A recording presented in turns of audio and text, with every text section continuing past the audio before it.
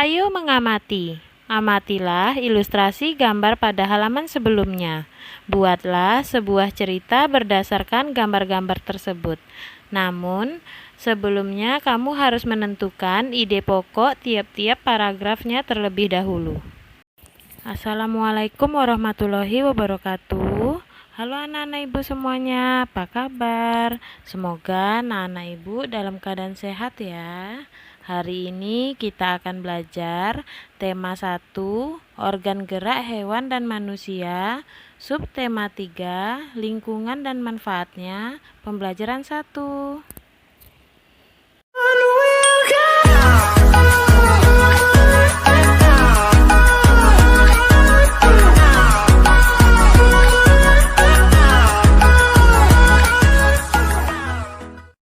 Jangan lupa like, tekan tombol subscribe, dan notifikasi agar tidak ketinggalan pembelajaran berikutnya. Sebelum mulai pembelajaran, kita berdoa menurut agama dan kepercayaan kita masing-masing. Berdoa dimulai. Berdoa selesai. Ayo mengamati. Amatilah ilustrasi gambar pada halaman sebelumnya. Buatlah sebuah cerita berdasarkan gambar-gambar tersebut. Namun, sebelumnya kamu harus menentukan ide pokok tiap-tiap paragrafnya terlebih dahulu. Membuat cerita berdasarkan gambar. Untuk membuat cerita berdasarkan gambar, kita dapat melakukan langkah-langkah sebagai berikut. Yang pertama, amati dengan cermat gambar-gambar tersebut. Yang kedua, buatlah ide pokok masing-masing gambar. Yang ketiga, kembangkan ide pokok menjadi sebuah paragraf.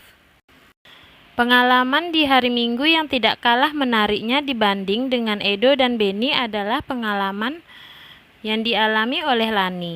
Hari Minggu ini, Lani diajak ayahnya pergi ke Madura. Ayah Lani ingin membeli beberapa kerajinan gerabah untuk pelanggannya. Seperti kita ketahui bersama, bahwa Madura merupakan salah satu daerah penghasil kerajinan gerabah yang berkualitas tinggi. Sepanjang perjalanan menuju tempat produksi gerabah, Lani sibuk mengamati sekelilingnya. Lani takjub melihat potensi alam yang ada di Madura. Lani juga begitu kagum akan orang-orangnya. Mereka pekerja keras. Mereka juga pandai memanfaatkan potensi alam yang ada di sekitarnya. Mereka bekerja keras dari pagi hingga sore, tak kenal lelah meski harus berkubang dengan tanah, menggali dan mengumpulkan tanah liat untuk dijadikan bahan pembuatan gerabah. Ayo membaca. Nah, sekarang kamu baca bacaan yang berjudul Gerabah dari Pulau Madura. Setelah itu, kamu tentukan ide pokok dari masing-masing paragraf. Nah, jika jawaban kamu telah selesai, kamu cek jawaban kamu dengan jawaban berikut ini.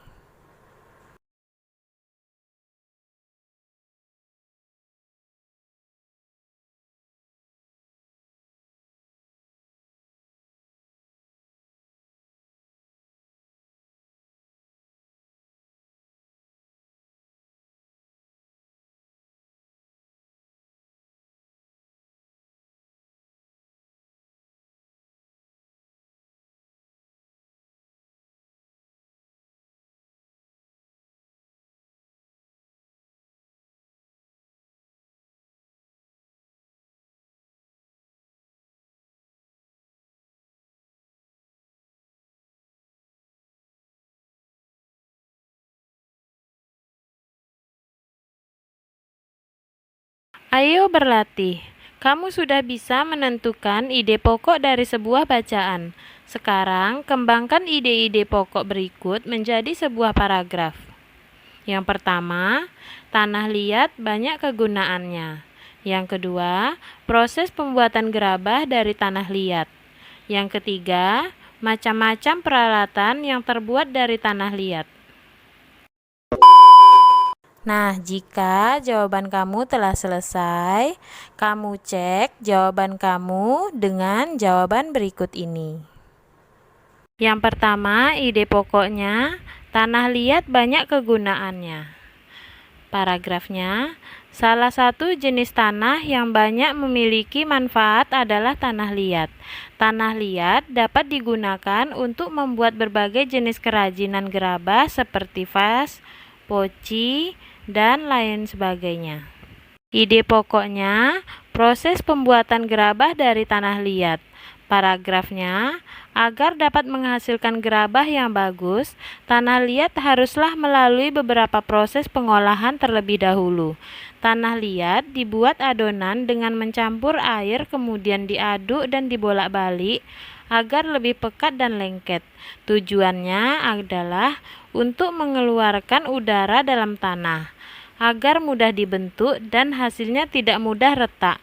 Setelah adonan tanah liat jadi, baru kemudian masuk pada tahap pembentukan dengan menggunakan berbagai macam teknik dan alat, hingga pada akhirnya tanah liat yang sudah berbentuk tersebut dibakar dalam waktu dan suhu tertentu. Ide pokoknya, macam-macam peralatan yang terbuat dari tanah liat. Paragrafnya, banyak barang-barang di sekitar kita yang terbuat dari tanah liat seperti asbak, vas bunga, kendi, teko, dan cangkir. Bahkan ada juga meja dan kursi yang terbuat dari tanah liat.